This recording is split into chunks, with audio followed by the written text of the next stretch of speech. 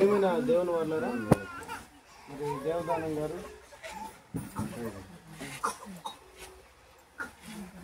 గారు ఇంతవరకు మరి మన మధ్యలో ఉంది.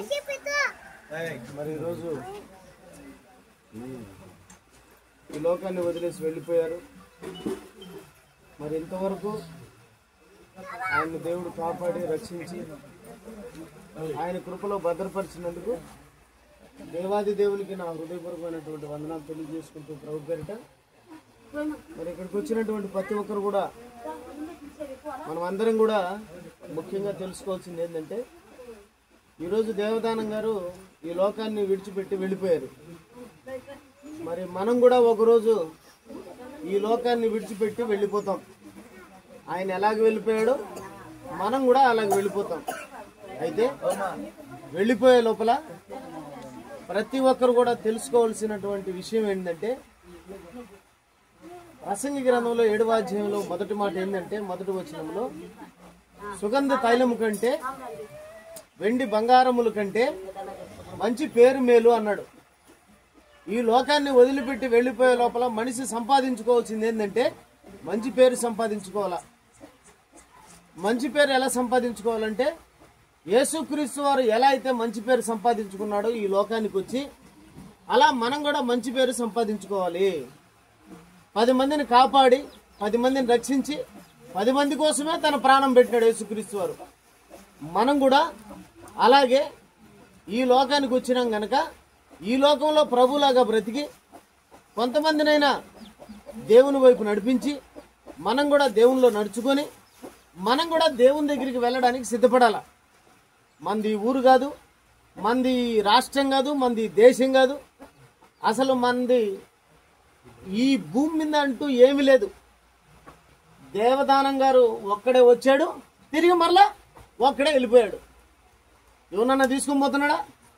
ఆయన ఇల్లు ఇలాగే ఉంది, ఆయన ఆస్తి అలాగే ఉంది, ఆయన అంతస్తు అలాగే ఉంది, అన్నీ వదిలేసి ఒక్కడే వచ్చినాడు, ఒక్కడే వెళ్ళిపోతున్నాడు. మనం కూడా ఒక్కరమే వచ్చాం, ఒక్కరమే వెళ్ళిపోతాం. అయితే ఏం తీసుకొని పోవాలంటే మంచి పేరు. మంచి పేరే మనకు ఆస్తి అంతస్తు. 10 మంది మంచివాడు అని అనాల. ఈడు తలకాయ నొప్పి మనిషిరా నాయన, వీడితో ఎందుకని అనిపించుకోకూడదు. వీడు పలానా చెడ్డ నా కొడుకురా అని అనిపించుకోకూడదు. 10 మంది మనం లేమనాలా, మంచోడు అనాలా. అలా అనిపించుకోవడానికి దేవుడు ఒక ఆయన మనకు మార్గంగా పెట్టినాడు. ఆయన ఎవరో కాదు, ప్రభు అయిన యేసుక్రీస్తు వారు. ఆయన్ను మన మధ్యలోకి ఎందుకు పంపించినాడంటే, మీకు ఎలా బ్రతకాలో మీకు తెలియదు కదా, ఆయన్ని చూసి నేర్చుకోండి అన్నాడు. ఎలా బతికినాడు యేసుక్రీస్తు వారు? బ్రతికినంద్రాలు ప్రేమ చూపించినాడు. ఆయనలో ఏ రోజైనా పగ కనపడిందే? ప్రతీకారం కనపడిందే? దూషణ కనపడిందే? చెడ్డ మాటలు కనపడ్డాయా? ఆయనలో కనపడిందల్లా ఆయన జీవితాంతం చివరి వరకు చనిపోయేంత వరకు ఆయనలో మనకేం కనపడింది చెప్పండి? ప్రేమ. ఈరోజు ఆయన నమ్ముకున్న మనలో ఏం కనపడాలా? ప్రేమ. ప్రేమతో బ్రతికి ప్రేమతో జీవించి 10 మందిని సంపాదించుకొని అదే ఆస్తి అంతస్తు పరలోకంలో అక్కడ మనం ఉండాలి. అది శాశ్వతం, ఇది అశాశ్వతం. అది రియలు, ఇది రీలు. అది ఒరిజినల్, ఇది డూపు. అది ఉందని చెప్పడానికి దేవుడు ఇక్కడ ఈ భూమిని డూపుగా ఇచ్చాడు. అక్కడికి వెళ్ళిపోతాం ఒకరోజు. అక్కడికి వెళ్ళిపోయే లోపల ప్రభులో బ్రతికి ప్రభులో చనిపోతే యేసుక్రీస్తు వారిని దేవుడు తిరిగి 3వ దినం ఏం చేశాడు చెప్పండి? బాగా వినండి, ఇదే మాట నా చివరి మాట. యేసుక్రీస్తు వారిని దేవుడు 3వ దినం ఏం చేశాడు? తిరిగి బతికించాడా? అంటే చనిపోయిన తర్వాత తిరిగి యేసుక్రీస్తు వారు బ్రతికాడా? ఆయన బతికించింది ఎవరో తెలుసా?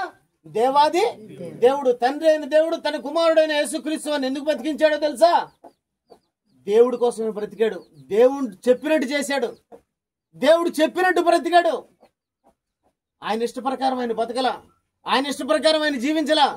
దేవునికి ఇష్టమైనట్టు జీవించాడు గనక, దేవుడు చెప్పినట్టు విన్నాడు గనక, 10 మంది కోసం బతికాడు గనక, 10 మంది కోసం తన ప్రాణం పెట్టాడు గనక, ఒక మంచి కోసమే జీవించాడు గనక చనిపోయిన తర్వాత దేవుడు ఏం చేసినాడు? ఆయన్ను తిరిగి బతికించినాడు. మనకు కూడా మరో బ్రతుకుంది, మరో జీవితం ఉంది. మనకు చెట్టుకు ప్రాణం ఉంటుంది, దానికి కాసిన కాయకు ప్రాణం ఉంటుంది. కోసేయండి, ప్రాణం పోతుంది. ప్రాణం పోయిన కాయని తినేస్తాం, ఆ విత్తనాన్ని భూమిలో వేస్తాం. తిరిగి మళ్ళీ ఏమైతుంది? ఆ విత్తనం బతుకుతుందా? చచ్చింది బతికిందా లేదా? చచ్చిన కాయకు తిరిగి బ్రతుకుంటే ఏమంటే విత్తనం కంటే గొప్ప వాళ్ళమైన మనకు కూడా మరో బ్రతుకుంది. ఎప్పుడు? ఆ యేసుక్రీస్తులాగా బ్రతికితే, ఆయనలాగా జీవిస్తే మరో బ్రతుకు. ఆ బ్రతుకు శాశ్వతం. ఆయన ఎందుకు బ్రతికించాడంటే ఆయన చెప్పినట్టు విన్నాడు, దేవుడు చెప్పినట్టు. మనం కూడా దేవుడు చెప్పినట్టు బ్రతికితే ఏమండి, చనిపోయిన తర్వాత దేవుడు మళ్ళా యేసు ప్రభువుని బతికించినట్టు మనల్ని కూడా బతికిస్తాడు. మనం అందరం బతకాల. ఎక్కడ కాదు, ఇక్కడ బతికేదానికి ఛాన్స్ లేదు. ఈడ చచ్చిపోతాం, ఈడ వెళ్ళిపోతాం.